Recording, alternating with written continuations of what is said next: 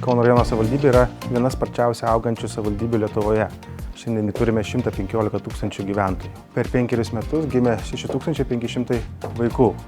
Tai tikrai yra iššūkis mums, nes mes turime suteikti galimybę tėvams, kad vaikai eitų į darželį. Kadangi neturėjom tiek ugdymo įstaigų, tai mums reikia kažkaip tai statyti, nuomotis patalpas ir rengti modulius.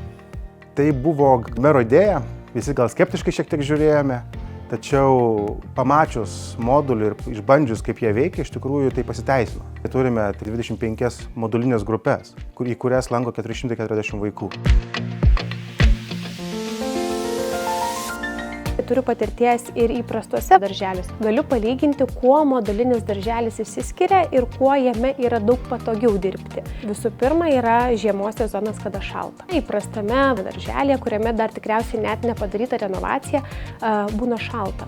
Tačiau moduliniuose darželiuose mes turime elektrinius radiatorius, turime grindinį šildymą. Patalpos darbui ir vaikam buvimui yra labai geros. Mes norime augti, būti ir veikti gražioje aplinkoje.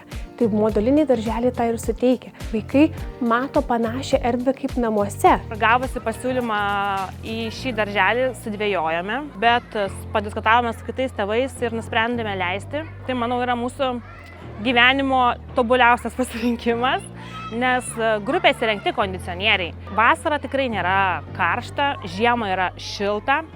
Turime stadioną, turime lauko erdves, kuriuose vaikai gali įsidūkti.